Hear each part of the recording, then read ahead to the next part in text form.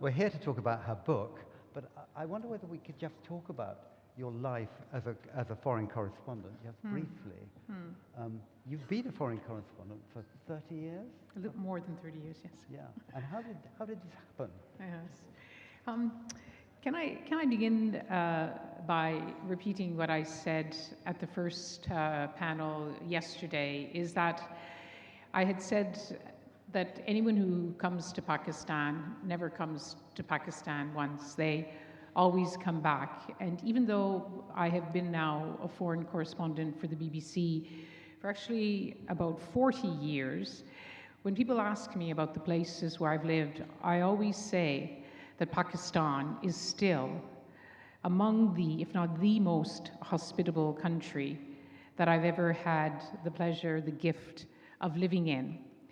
And which is why when Razi asked me to come to the Lahore Literary Festival, I immediately said yes in my mind. But poor Razi, in the last 10 days, it was, yes, I'm coming. Well, President Trump might attack Iran, so I'm not sure I can come. Oh, well, I might be going to Iran.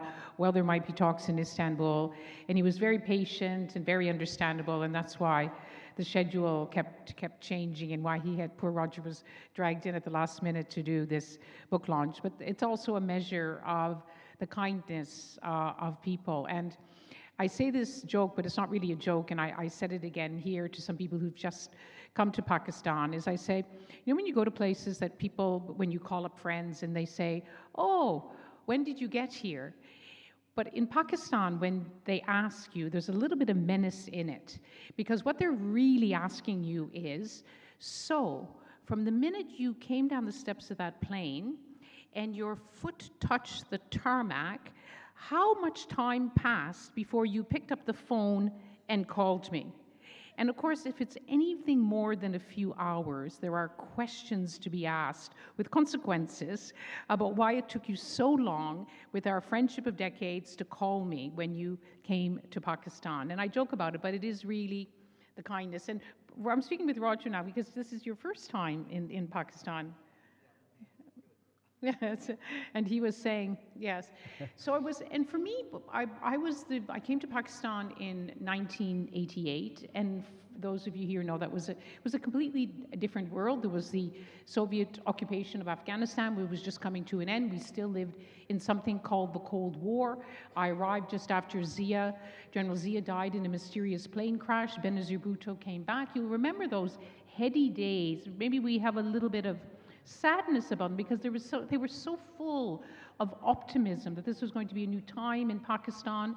Martial law was lifted, elections were held, Benazir Bhutto became the first female and the youngest female, if I remember correctly, a prime minister in the Islamic world. And there was such a sense of, when you look back, it seems almost like an innocent time. And I was really embraced then by the people of Pakistan. I left shortly after to go to Kabul, and then I came back in 1989 after covering the Soviet troop withdrawal to become the BBC's Pakistan correspondent, and lived here for 5 years. And to this day, I remember it as one of the most enriching times for me. And it was people here who remember that time, a very turbulent time as well, going between Pakistan, Benazir Bhutto, to Nawaz Sharif, back to Benazir Bhutto, and of course also entangled in the war in Afghanistan. So it was and actually I have to say, and I think we might discuss this,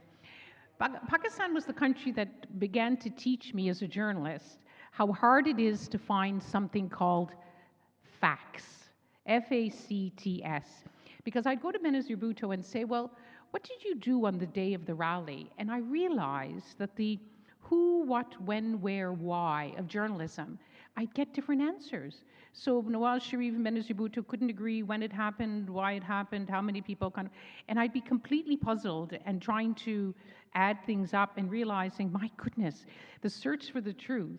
It was one of my first lessons in journalism. I'd been 5 years in Africa first, and then I'd come to Pakistan afterwards for my second, if you want to call it, assignment. But it was a really a really cautionary tale for me about how you have to keep check, and ask in terms of trying to find out what really happened, because everyone had their own. Some people who were journalists here at that time will remember just how hard it was to really establish the truth of what really happened, and so it was ever thus to this day. Then. Yes, yes. If that's the first lesson, what's the second lesson? Searching. No, I think that was one of my biggest lessons, or one of my first insights into journalism when I was in Pakistan. Yeah.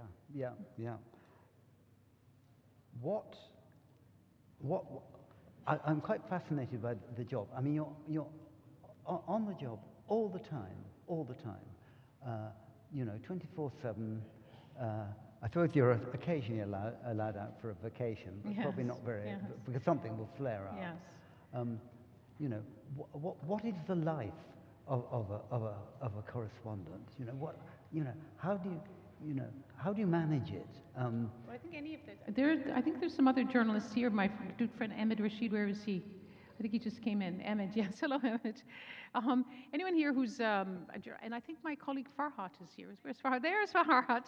Farhat, you could answer this question, is that, journalism isn't a job. It's a kind of a lifetime commitment. To look at her, you get called all times of night and day. You don't know when news will happen and when it takes you away. You don't know how long it will take you. But I still, to this day, and I don't know whether Farhat and Ahmed will agree with me, is that it still is one of the best jobs in the world. I still marvel that someone like me can go anywhere in the world and show up at someone's door, and often it's in their time of greatest sadness and grief, and say, hello, I'm from the BBC and I'd like to ask you a question. And they open their hearts and their homes, and they welcome you in and share their stories with you. And if people don't want to share their stories with you, that also becomes a story too. And it's even though journalism now, I always say in that Dickensian way, it's the best of times and the worst of times, that Right. technology. I remember too, because when I was based in Pakistan, again, many of you here will remember that, I still remember being in the Marriott Hotel and Salman Taseer arriving. Salman Taseer used to always get things before anyone else did. And do you remember those the first time we had mobile telephones, and they were the size of suitcases? And I can still see Salman Taseer in his tracksuit coming into the Marriott Hotel with his mobile phone the size of a small suitcase and parading through. And he was the first person I knew who had a so-called mobile telephone. And that was the first time. I remember getting on, remember they used to do those rallies they still do, where you get on the train and you go from Islamabad to Lahore, and it was all about the numbers, and my God help you if you got the numbers, especially of an MQM rally, wrong. You'd be condemned at an MQM rally in public, with them blasting it on the loudspeakers that the BBC got the numbers wrong, that it was millions, not hundreds of thousands. But I still remember standing on the train as the train was pulling out, and doing my first live interview with the BBC on the so-called mobile telephones. So that was an also exciting time to be in Pakistan as a journalist. These were really defining times. I also made the joke yesterday about how when 24-hour television came to Pakistan, my friend Tessin, I think, is Tessin here? Where's Tessin? Is she here? She was going to be here. Tessin Han, she was the one who came to me and said, Lyse, I'm really sorry. We're not watching you on the BBC anymore. We have these 24-hour Pakistani television channels now, which I thought was a good thing. And do you remember that? Let's be a little bit nostalgic. We used to watch The Bold and the Beautiful. Do you remember that? We always used to watch The Bold and the Beautiful. And those are the good old days. And in fact, if you wanted to speed forward and find out what really happened, you could turn on Turkish television, because Turkish television was ahead of Pakistan television. So you'd watch The Bold and the Beautiful. It seems so racy in those times to be watching The Bold and the Beautiful. And of course, Pakistan politics was also about the bold and the beautiful as well. So for me, as not just as a journalist but as a person, those were really defining times in the history of journalism. And I would also say that in terms of now I've become an author, and I always believe that in order to better understand a country and a place, you have to read their novels. And I remember reading Bapsi Sidhwa's novels, The Ice Candy Man, about what it was like to live in Lahore in partition. It was reading some of the the literature from here that really helped me to better understand the culture of Pakistan. I mentioned earlier I'd read Freedom at Midnight about partition. Of course, Yeah. now there are many, many more books written by Pakistanis and Indians about that particular time in history.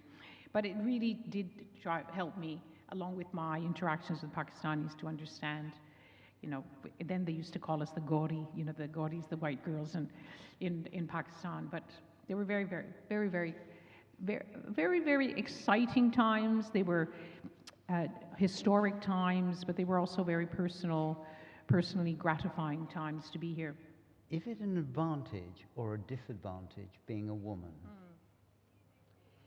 Again, back in those days, our language was different, and there were quite a few women journalists in Pakistan. Kathy Gannon, of course, who is a true legend. And for some reason, there were a whole number of journalists called Kathy. There was Kathy Gannon, there was Kathy Piggott, and there was Kathy Evans. And I think for some reason, some people began to think that Kathy was like Mohammed.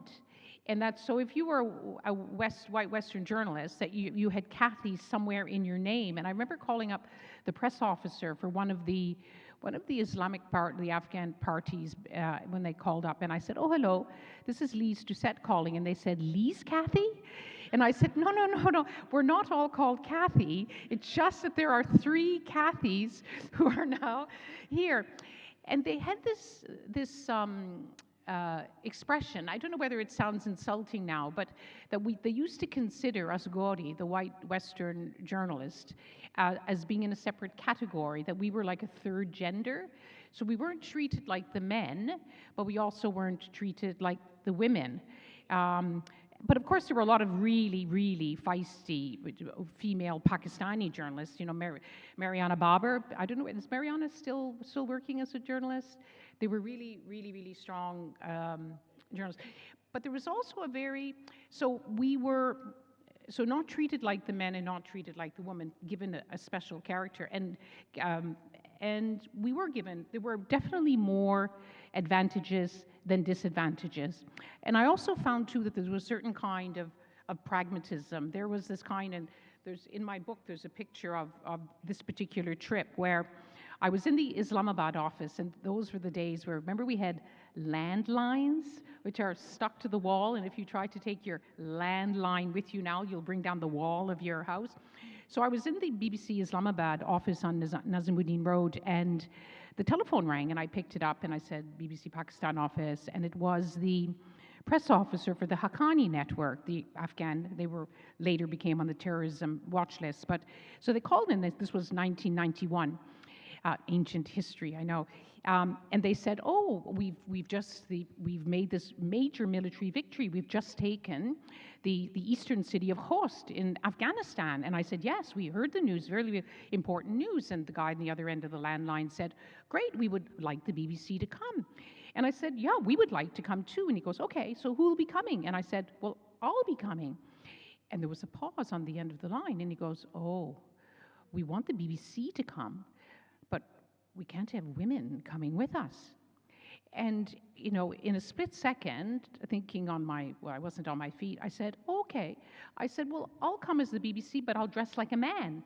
And he said, "Okay." And so I went like a man. I went dressed like a man, but as a woman. And the photograph is in the book. And we went across the border with the great Rahimullah Yousafzai, and many of you will remember Rahimullah. And we were driving in Afghanistan. He could hear the guys in the pickup in front of us speaking in Pashto. And he says, "Lyse, do you know what they're discussing? They're arguing over whether you're a man or you're a woman." And so the joke was, of course, better to be a woman.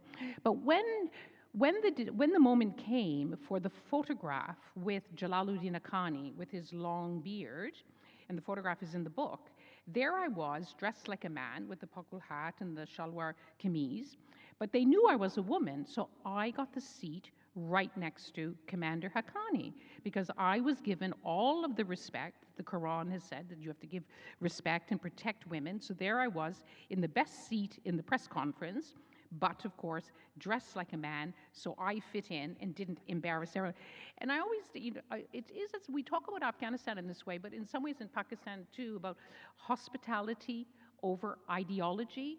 Now, in some ways, because sadly, and you live with this every day, and yesterday in Islamabad, that terrible attack that Islamic State said they carried out, a lot of these Islamic group or Islamist groups are much more extreme now. And many of them, and I don't know, Farhat, whether you encounter this, is that some of them now say they don't want to be interviewed by a woman. With us, they would. I always used to joke about Jamaat Islami, bless them. They were regarded as the more, let us say, they believed in education, and they were the more pragmatic of some of the Islamic parties. I mean, you'd go, and I go to do an interview, and I say, excuse me, I'll have to sit close to you. And they go, yes, okay, you can sit close to me. Pretending to be upset, but not really being upset at all. But those days, back to that kind of pragmatism, they respected journalists, they respected Western journalists, and in my case, a woman journalist. Of course, it is changing now because, of course, a lot more journalists have been killed. It's difficult sometimes for, maybe Farhat can tell us a little bit about it later, but there were certain privileges and pragmatism now. And I say privileges because, really? both ways, but I think on balance, definitely more advantages than disadvantages. And of course, in societies, in the more, particularly in Afghanistan, more conservative areas where access to the women is controlled by the men, then women could That's get an in. amazing advantage. Women can get it. I remember in northern Afghanistan having to argue for the whole day. It was a Turkmen tribal chief, and we wanted to get in, myself and a producer, females. We just wanted to go and interview the women. And he says, no, you can't come in. No, the women don't want to talk to you. And hours went by, and finally he agreed to give us permission.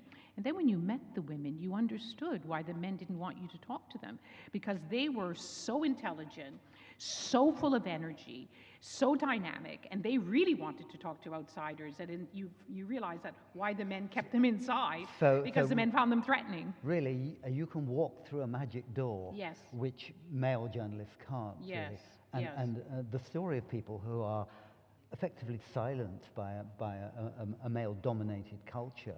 And that's a wonderful privilege, actually, isn't it, really? And presumably they really warmed to you as a woman to woman. Well, I think you still have to earn your access and your respect. How do you earn it? You have to respect the culture. Yeah. You have to. Yeah. It's the kind of questions you ask. I remember. I find these are the most difficult moments, especially when you enter environments where there has been enormous suffering. I remember when I went to the Yazidi areas in northern Iraq, and some of you may know the story of the Yazidis, where many of the women had been enslaved by Islamic State, taken hostage and taken into Syria. Many of them disappeared. They were forcibly married, and I felt, this, I'm not trying to take a moral high ground here, and I think many journalists feel in the same way, is that how do you go and talk to people about, because you're getting them to relive their trauma. And I said, listen, we're only going to do these interviews if we really, really need the interview. I'm not going to ask the women questions. So I would just go and I would say, very, very broad, just tell me your story.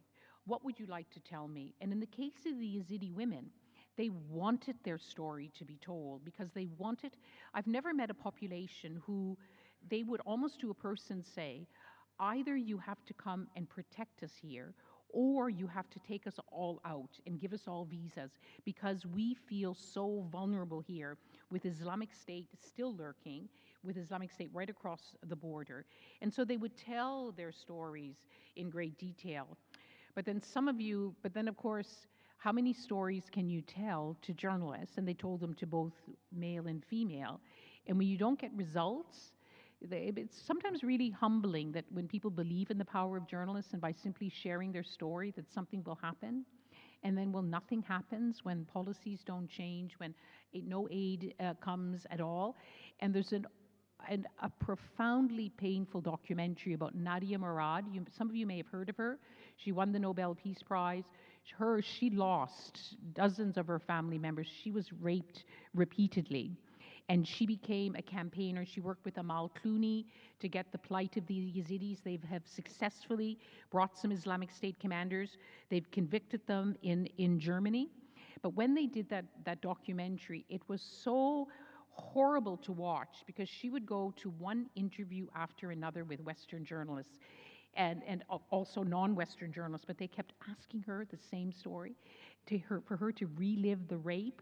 I don't know why we're going down this road, but it's just to say that sometimes journalism can be, you can get this access. I'm going to stop this, but it depends on what, you have to be careful in your questions, because while you have this great privilege as a journalist, and I'm not going to take a moral high ground and not say that that privilege is sometimes abused, and I'm sure everyone in the audience here has their own story, but with that privilege comes huge responsibility about not just hearing the story, but really listening to that story and then trying to tell it well in a way which respects both the story and the person who told the story. It's a great privilege. Yeah, it's a huge, and it's for all journalists. It's a huge. Yeah. Let's just move on to the book, because you've been. I feel embarrassed, because I came to the very first LLF, which was 14 years ago, and it's taken me 13 more LLFs. I went to a few afterwards, and then I haven't been able to come back. It's taken me 13 more to actually come to LLF as an author, rather than a journalist. I thought maybe I'll suffer less abuse if I don't come as the BBC anymore. If I come as an author, and I'll try to hide and say, well, BBC? No, I'm an author now. I'm not. Let's talk about books, not the BBC. But anyway, have you been planning the idea of this book for a long time? Or has it something that, has it been in gestation for a long time in the back of your mind? No, everyone, if it hadn't, Emmett and I have a very dear friend, Ed Gargan, an American journalist, and he always used to tell us, well, he didn't have to tell Emmett with disdain, because of course Emmett has written several books, but he would say, those articles you do for the BBC, those sports reports that you do, 3 minutes, 5 minutes, nobody was going to remember them. That for a journalist, the real test is writing a book, because that will be the real test. And may I just say, while we're discussing books here, Pakistan is one of the societies where I've been, where people read a lot of books. You go to Mr. Books, all those wonderful bookstores there. And in the sessions here, we've had amazing questions from young people here. But it's one of those where people really know their history, they know, and they read a lot. So that's just as an aside. So the idea for because even though people, our friends like Ed Gargan and others kept, haranguing us, you got to write a book. And I would say, listen, I don't even have time to finish emails, much less write a book. And that was the truth of it. But I think, like all of us during COVID, I had time to look through all my boxes and I didn't want to write a memoir, because my story is no different from so many other journalists. And I thought the thought of sitting writing about myself was just too much to bear. So I needed to find another story, and I also needed to find what they say in literature is a conceit, a prism. There's been many books written about Afghanistan. I had to try to find a way to tell the story in a different way. And I mentioned this morning, when I had the privilege to be on another panel with you, because I've always believed in the power of fiction and what we call narrative nonfiction, which is history books where they're written in a literary way, if I can be so bold as to say that. And that's the kind of books which have always spoken to me. And so I thought, well, that's the kind of book that I want to write, to use some of the devices of fiction to tell a true story. And I always remember, if I go back to where that idea first started, when I was finished at graduation at the University of Toronto. Do you know how it is sometimes you read a book and you finish the book and you just go, wow, what a book. And for me, it was Truman Capote's, and I'm sure many of you know that it was called The New Journalism.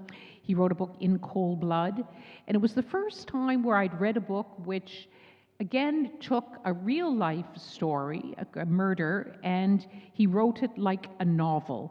Now, of course, never mind that later it turned out that Truman Capote may have invented some of this, but I was dazzled by this idea. This is when I just had the idea of becoming a journalist, that you could use these conventions to tell a story, a true story, but tell it like a story, so to try to pull people in. And of course, I had never written a book. I had to learn how to write a book. It was a gamble for me. It may not work. It's up to the reader to decide whether it's worked or not. It definitely worked. Yes. I can say. Yeah. I think it's a brilliant conceit, really. The finest hotel in Afghanistan, and then smuggled in smaller writing underneath, a people's history of Afghanistan, and somehow channeling it through your experience of 30 years of the Intercontinental Hotel, and being deeply involved in the people who worked in it, who came into it. You've managed to, I think, educate us in a way, in the very nicest way, about the history of Afghanistan. And talking about the hook, the beginning, I mean, I find that the opening of this book had me absolutely captured. Of there's a wedding going on, and yet the Taliban are coming, and it's incredibly vivid. And you know, in terms of immersive writing, I just thought this was amazing, really. I kept asking myself, where is the frontier Between fact and fiction. between Yes, of fact course and you must fiction? ask it, Has yes. this woman been taking notes? She probably has been for Yes. the last 30 years. But you have to, I remember a good friend of mine that some of you may know her work, Barbara Demick, who won the Samuel Johnson Prize for her, I think it was her second book, Nothing to Envy, which was about North Korea. She's just written a book about the Children of the Bamboo Grove, which is about adoption in China. And I remember her doing an interview, and actually with Owen Bennett-Jones, that many of you know about. And she said sometimes she curses this kind of narrative nonfiction because you have to know everything. You know, we heard from Kamala this morning that if you're going to write in this way, you need to know what were people wearing, what was the weather like that day, what was the food people were eating. And the wonderful thing about the internet, for all of the abuses of the internet now and the disadvantages of it, I could put in July the 17th, 1973, what was the shape of the moon? I could say what was the weather that day. And it's astonishing how much information that you can still get. So you can actually verify Factual it. data Yes. to fill out your story. But then so you know, when I start on August the 15th, 2021, what was the headline? The headline was that the top headline was that the Taliban, Afghan Taliban, have now come back to Kabul, and they are now back in power. And the second headline was Ashraf Ghani, the president, has fled. But there were no headlines in the news anywhere that a wedding at the Intercontinental Kabul was shattered because the Taliban had come and everyone fled in panic. But that is a lived history. That is how people there will remember that. And I remember when I went to Kabul just a few days after the fall of the Taliban, the fall of Kabul. And when I went to the hotel, that's what the people there, because their life is the hotel, they were, first of all, they told me the story about, oh, did you hear about the wedding in the Kandahar ballroom? The bride left in tears. She never was able to change from her green dress to her white dress. And then the second story was that the Taliban had come to Kabul. But in their life, the life of the hotel, that is what was the main story. And you ask about the detail. I spent months. First of all, the head waiter who told me that story said, Lyse, after they did the nikah, and she changed from, she arrived in her gande dress, which is 7 beautiful colors. Then she changed into her green dress. And then, because the Taliban were coming, she never changed into her white dress. And I thought, wow, what a story. And then when I interviewed him 3 months later, I said, so she never changed into her white dress? She goes, yeah, she did. And I said, but you told me that she changed, that she didn't. No. And then I thought, oh my God, what is it?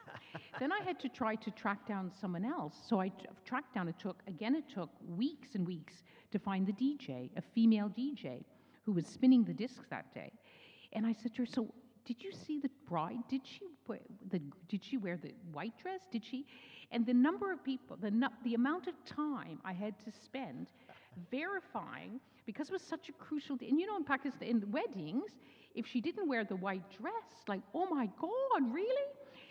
So it was so important. And then on top of it, when my editor, we talked about how many drafts in our thing, when my editor went through the first edit, he took out the bit about the white dress.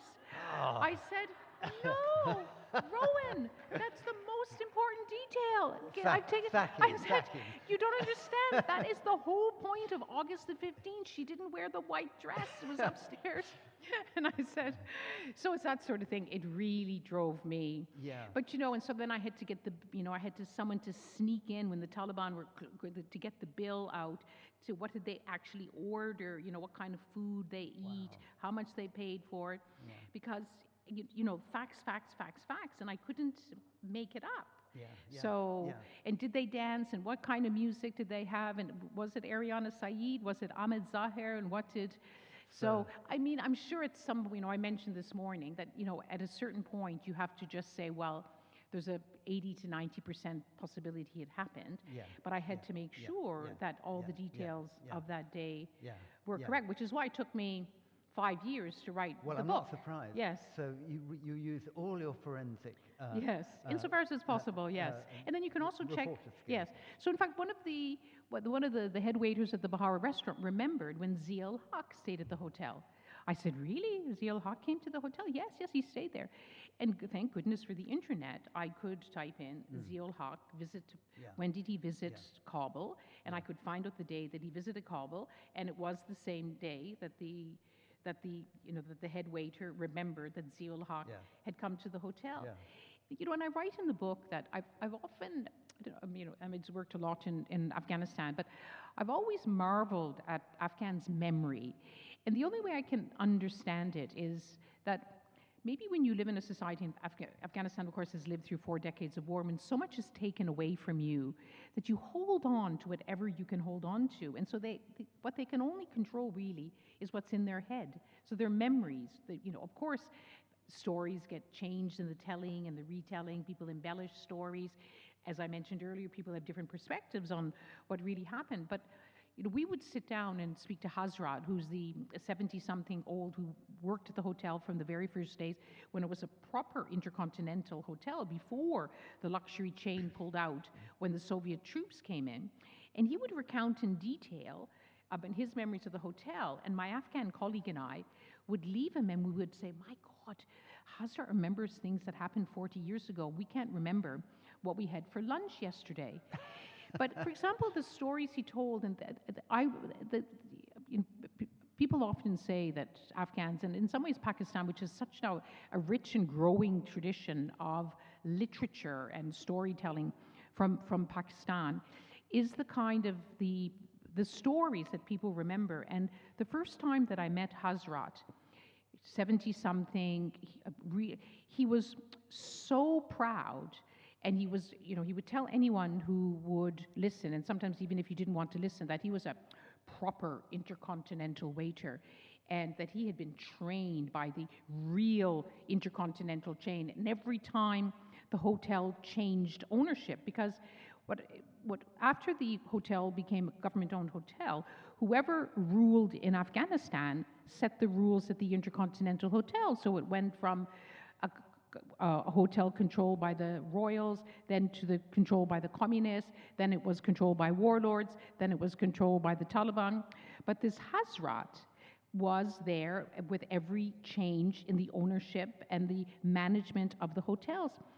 And the first conversation I had with him, he actually recreated when wealthy tourists, and he did this gesture of flicking a white towel, white, soft, plush towels, you know, the kind you get at Faletti's, white, soft, plush, luxury towels over their shoulder, and how they would glide across the marble floor under the chandeliers on the way to the swimming pool. And what really struck me, one of the things I really wanted to convey in the book, is how the people who worked at this Intercontinental Hotel, which when it was built in 1969, which of course at that time for a certain rarefied part of Kabul society was called the Paris of Asia. And of course, the vast majority of Afghans living in the provinces knew nothing about this hotel. And the vast majority of Afghans living in Kabul could not afford to be in this hotel. But for this elite, and this was for them their first luxury hotel, the first international hotel. And even though it was only the royals, I say in the book, those with the fortune or fortunate in life who could go there, along with the diplomats and the wealthy business people, working inside the hotel was all of Afghanistan, from all of its social classes and all of its different ethnic groups. And when I met them, by the time I met them, it really was regarded as the worst hotel in the world. But they still had this proud bearing, the way they carried themselves. And even though sometimes they had this, food you could hardly pass the taste test, day-old bread, they still carried themselves with this dignity. And I really admired that. And, and Emmett writes that about the book I wanted to try to convey to people who maybe only know Afghanistan as they think of it, oh, why are they always fighting? Oh, it's always torn by war. But how people keep their sense of honor and dignity, their sense of self, their sense of humor and hospitality, and how they carry on. And one of the people I met who I'd known for decades, I lived at the Intercontinental Hotel for a year, from the end of 1988 to the end of 1989, before I then moved to Pakistan. And so some of the people, I remembered them from then, and they remembered me. And when I first met them, they were 20-something, like I was, and they were bicycling up the pine-covered hill to work, and then bicycling back down the hill. And then when I met them and spent more time with them, 30, 40 years later, they were still bicycling up the hill, pine-covered hill, and bicycling back down. And this was a time when Kabul was awash with luxury SUVs, bulletproof vehicles. And here were these staff working at the Intercontinental Hotel. They had worked there all of their working lives, since they were teenagers or early 20s. And there they were, still driving a bicycle back and forth to work. And I just felt this wash of admiration, honest, hardworking people. I really wanted to be able to honor them. Yes, to convey that sense of dignity and pride. I think what comes across, the key word in it is a people's history. Yeah. And what comes across, I think, is really your great love for these people, really. Their stories, their lives, and this is a tale from not exactly the bottom up, but of people whose lives. They lived very simple lives, but yet they were caught up in these world-changing events, and yet their world was very small. Yeah. And they experienced that, and they would remember the day.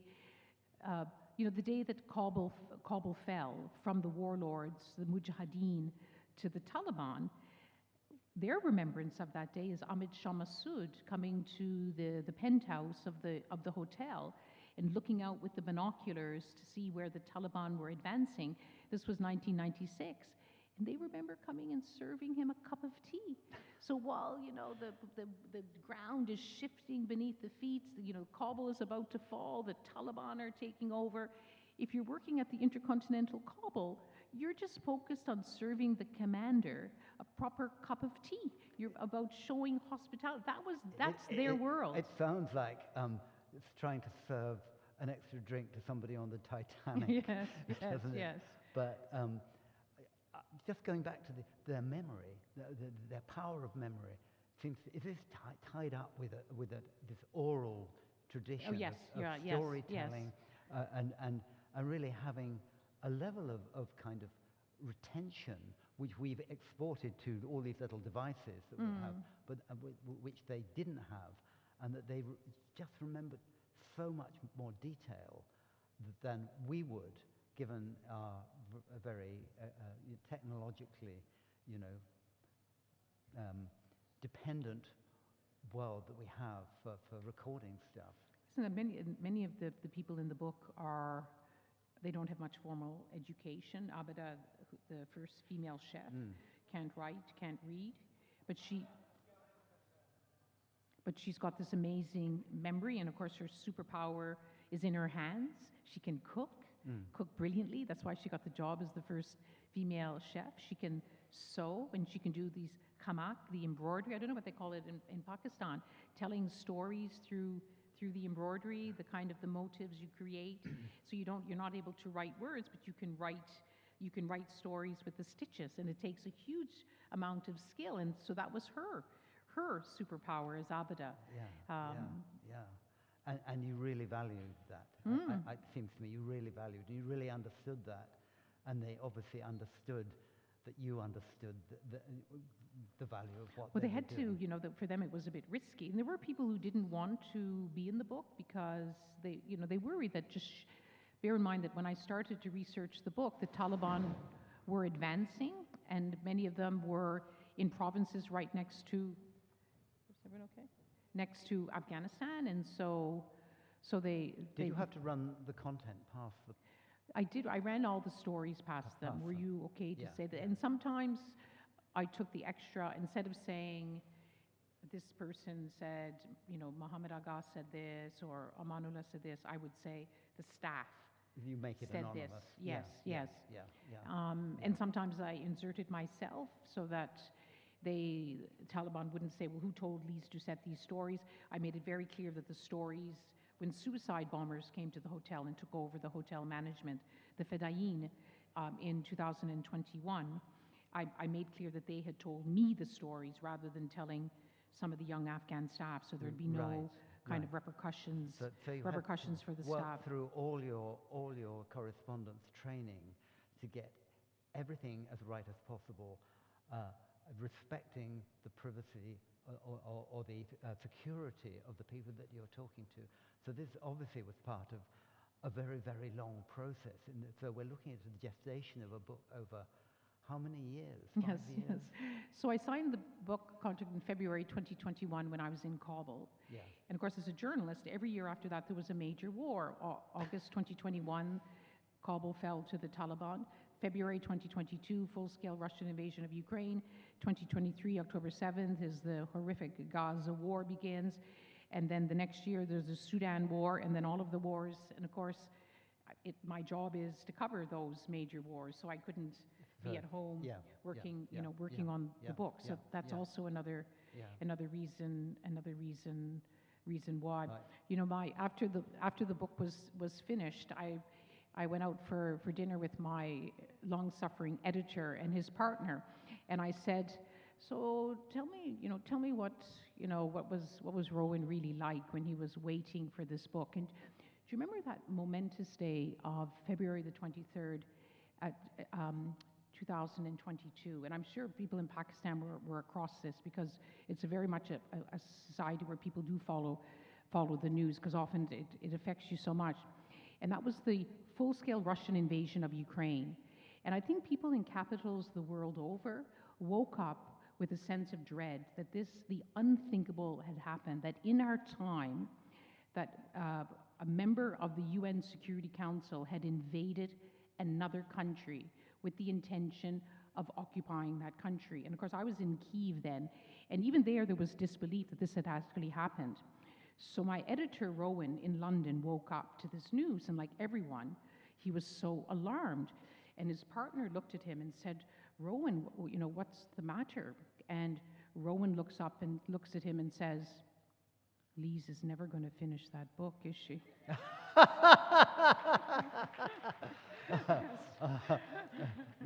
But not even a blitzkrieg could stop this woman. Yeah. But I also should say, because I think this is the kind of audience that these questions would matter, is I had to think about, because I was telling the stories of Afghans, so it's not my culture, it's not my country, it's a different religion. I felt, because I had a history with the Intercontinental Hotel, and it is an international hotel, so foreigners, including myself, have stayed there. As I mentioned, I stayed there a year. I have stayed in touch with some of the people that I've known from from that time. And also that it was also really, really important to me that this book was written, and it couldn't have been written without the close collaboration of my colleague Mahfouz Zubaydi, who is now our senior producer for Afghanistan. And he was present at all of the interviews when they were online, when I couldn't get to Kabul, or present when we did the interviews in Kabul. And he wasn't there just to translate from Pashto and Dari. He was there to help me understand what it's like to live there in those times, what it's like as an Afghan to try to survive in those times, the mix of emotions they would get to. And also the language, so I'd be calling him up almost to the day of publication. So in this situation, would they say Shukur Huda, or would they say Alhamdulillah, or would they say Allah Kareem, or would they say Fazlu Huda? And, because you would know very much that there's a different meaning in each of them. And again, for the veracity of the book, my biggest fear was that I got something wrong, some little detail wrong that would be very telling. And I said to my editor, before it goes to any other editors, copy editors, I have to give it to Afghan readers so that they can go through it for me, again, because of the authority of the book, that that it's clear that it's written by me as a Canadian, albeit a Canadian with a long experience, but I'm not Afghan. We have a great novelist in Canada called Robertson Davies, and some of you may know his work. And he wrote one book called What's Bred in the Bone, and I love this expression because it tells us that, even for me who's been coming to Pakistan in 1988, I will never, ever understand as much about Pakistan or feel as much as you do as Pakistanis, because it's bred in our bones. And I'm Canadian, that's bred in my bones. So even though Afghanistan's not bred in my bone, even though I've been going there for decades, it was really important for me. And in my acknowledgements, I acknowledge Mahfouz Zubaydi. Yeah. And I acknowledge I gave the book to Fazl Minullah Kazizai, who's not just a journalist, but a very good scholar. Some of you may know he wrote the book with Christopher Sands about Hekmatyar. So they did very, very detailed scholarly research into that period. So for me, for authenticity, so I said to my editor, I know you will go to the legal department to make sure there's no danger of libel, or I said, I have to go to Afghans to make sure that the book passes their test in order for me to be able to put it out in the world. Again, it's about the authority of the book. Yeah. Ladies and gentlemen, I think we're in the presence of a remarkable writer, sure. And I'm blown away by the book, and I'm also blown away by the explanation of the book. If anyone would like to ask a question or two, now is your chance. Okay, my name is Dr. Alia, and it was lovely to hear that how your life experiences and all of those things are in book. Do you think that these experiences, which as a female journalist in Pakistan, and you know how passive it is when you document something, so you cannot document the whole part, because there are things and there are events which sometimes we need to hide. And even knowing the truth, how much challenging that becomes when it's, documenting an event, and especially when you're talking about the terrorism part and all of that, areas which are very sensitive. The acoustics here are not, I know you're talking about the challenges of documenting. Yes, but how much truth can you, as a person, a person, because we need to digest a lot. Yes, well that's why, as a journalist, if I'm working in Pakistan, I work with a Pakistani journalist. If I'm in Syria, I work with a Syrian journalist. And I will say here, because I still keep hearing this word fixer, I am a campaigner for banning the word fixer, because terribly, there's a history of Western journalists sending emails, including to some of my colleagues. Hi, I'm going to be doing a story in Pakistan or Afghanistan. I'd like you to work as my fixer. And often these are journalists with journalism degrees with whom the Western journalists could not do the story, and it's really up to them to do this. So I always say, they're journalists. We don't use the word fixer in the West. We use it when we work, and it's a terrible, terrible terrible use of language and very, very disrespectful. So I think in order to try to get as close as possible to the truth, you have to work with people who know the story the best. And that, for me, and I think for many of my colleagues, is working, Farhat is here, we have, the BBC we're very fortunate because we have the BBC World Service, so we have the Urdu service, Pashto service, we have the Dari service, so we have many language services, and they will always know the story better than I or any of my colleagues will know the story. So, and we just have to keep, asking questions, check, always trying to verify. BBC now has a whole department called Verify to try to get as close as possible to the truth. But as we say, only God is perfect, but journalists have to do as much as possible, asking as many questions of as many people as possible. But you're right, it is a challenge. And that horrible expression, in journalism about the story that's too good to check or not wrong for long. You have to try to avoid those My kinds apologies about that. There's Rachel, yeah. Yeah, can you hear me? Yes. Okay, good. I think it's a follow-up on the question I just heard. I also have a loud voice. No, do the microphone, yeah. All right. Sometimes when you do a report or you do something and things change, and you feel you've now put someone in jeopardy, how do you handle those kinds of things? So, for example, when the Taliban came in and we had a report on contemporary art in Afghanistan and online, and I got a message, could you take that part of the report down? So I'm just wondering, making those decisions in a book, is that different than some of the reporting that you might be doing as a journalist? And how do you handle some of those kinds of issues? That's really, really important.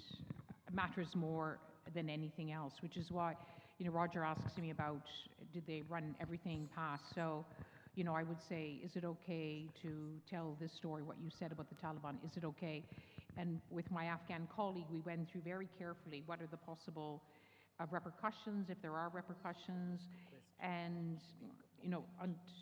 until now, I've not been told that the book will be translated into Dari and some point into Pashto, and that's when, in this case, the Taliban will read it. But there's others, as you know, from the Mujahideen days, there might be others who have a grudge or want to take revenge. So you have to really, really, and sometimes, as I mentioned earlier, you have to actually protect people against themselves, that they want to be brave, and you say, no, I think actually, there was, for example, an engineer in the story, there was, someone in the story who had asked the Taliban not to destroy the Buddhas in the Bamiyan restaurant in the hotel. And one of the members of staff had said to us, so I don't mind, and I said, no, we're not going to say that you were the one who showed concern, just in case that's a problem. There was one, and also you have to protect them from the trauma as well. When I first started doing the research, it was really, it was so moving for me when I contacted people who'd worked in the hotel in the 70s, including Afghans, how excited they were because the hotel had meant so much to them. This was their first professional job, and it was really important for me that I include the women who worked in the hotel, professional women, because after the fall of Kabul to the Taliban, where the Taliban started showing that women had to dress like this, and you saw there was all these photographs showing Afghan women in mini skirts or in Western dress with textbooks at Kabul University, the kind of different cultures in Kabul. So it was really important for me to give women their story in the book. And I was able to contact in the United States a woman who had worked in a senior role in the hotel. She was so excited when how did you get my mail? Oh, the Intercontinental Hotel. And we talked for 4 hours on the phone, and she had a photographic memory, and through her, she recreated the first floor of the hotel. This shop of carpets was run by the German wife of the mayor of Kabul. This shop was run by this particular woman. Downstairs in the executive suite, this is how the office worked. This is the kind of food that we have. We talked for 4 hours. Then a few weeks later, we talked for 3 hours. And we went through from the King's Day. Then we went to the 1973 coup, where people from the royal family were taken in for questioning. Why did you work for the CIA? Why were you working for this American hotel? Then the 1978 coup, where they were thrown into Polycharky prison. And as the story went from a story of happiness to a story of sadness, of exile, of loss, so she then, after the 4-hour conversation, the 3-hour conversation, 6 months later, another conversation, a year later, a little conversation, then she disappeared. And for a year, I couldn't reach her. And finally, I called her and said, I need to have your permission. She said, I can't be in your book. It's too traumatic. Wow. What started for her as such a celebration of when she was in her 20s turned into just a painful reliving.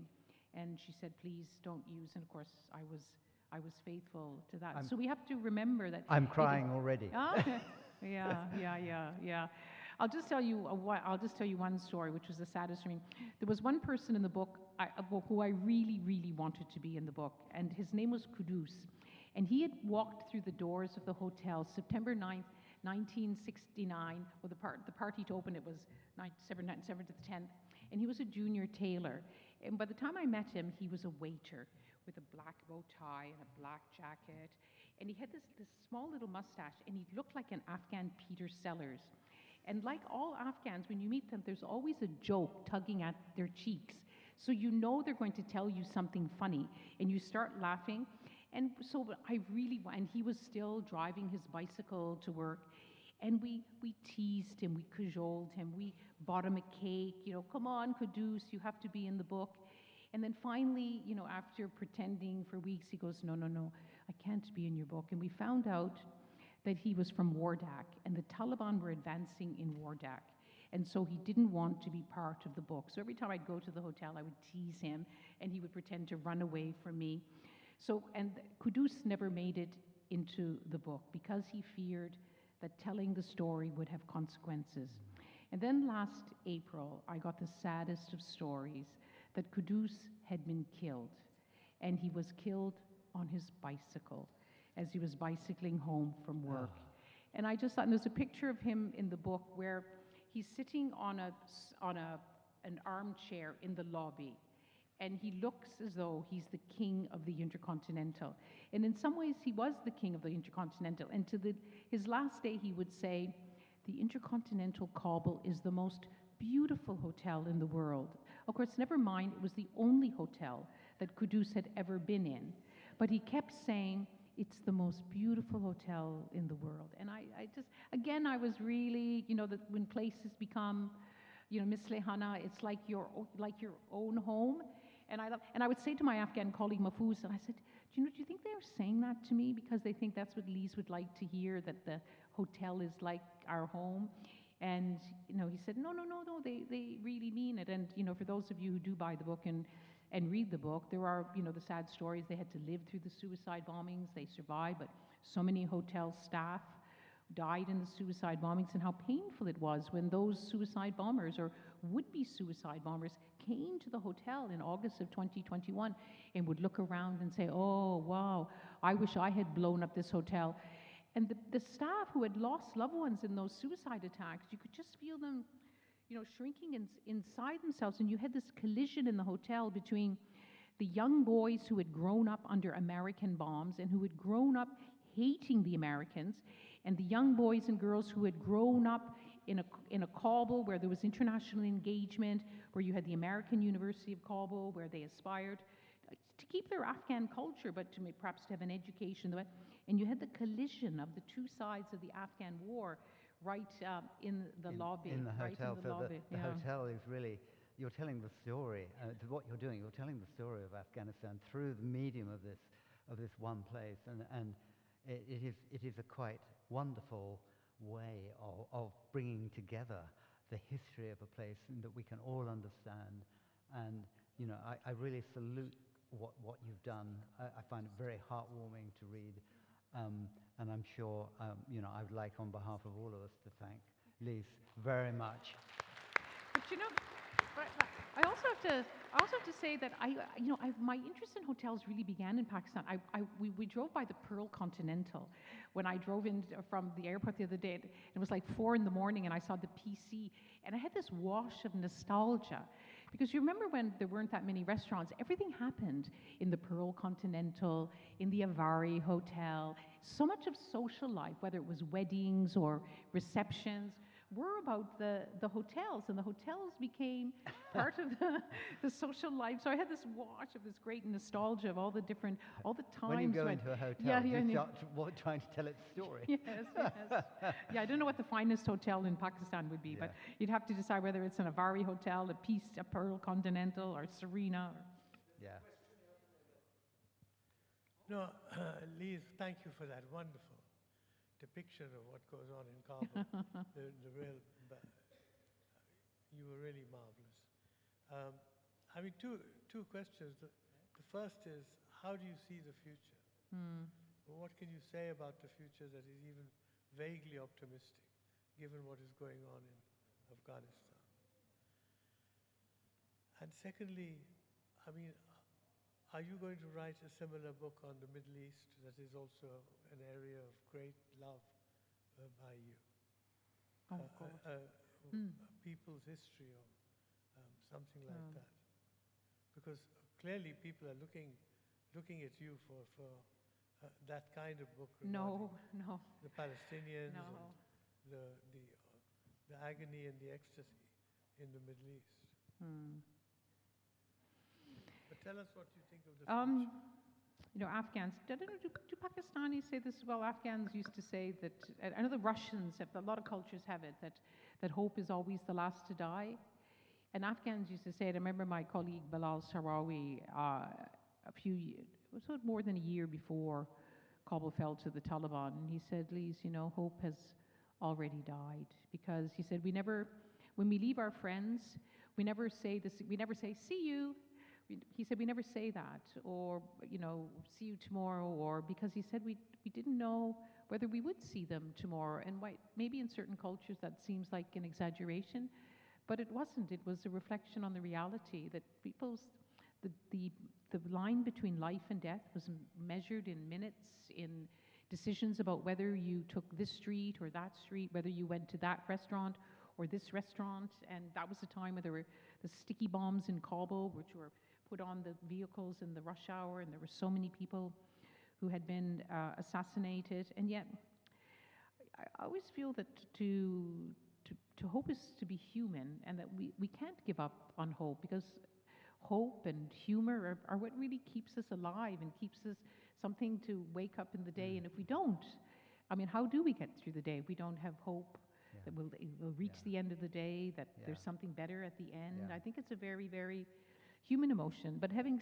said that, and I don't know whether you'd agree, Ahmed, if there's one thread of Afghan history, and it's through, of course, the brilliant books that you've written, the book that I've just written, is that nothing ever stays the same in Afghanistan. There's always been, we say in French, bouleversement, that a complete change, a change of rulers, a change of the rules. But this period now, I think many Afghans would say, is the darkest period for Afghans. And it's partly the darkest because during the two decades of international engagement, to which many now ask, those who, troops who, there were dozens of NATO militaries, and, they made a lot of mistakes. The Afghans made a lot of mistakes. But they often ask, well, what was it for? Was it all for nothing? And I say that 2 decades of international engagements helped Afghans, and it was driven by Afghans, helped grow the most connected, the most educated generation in Afghan history.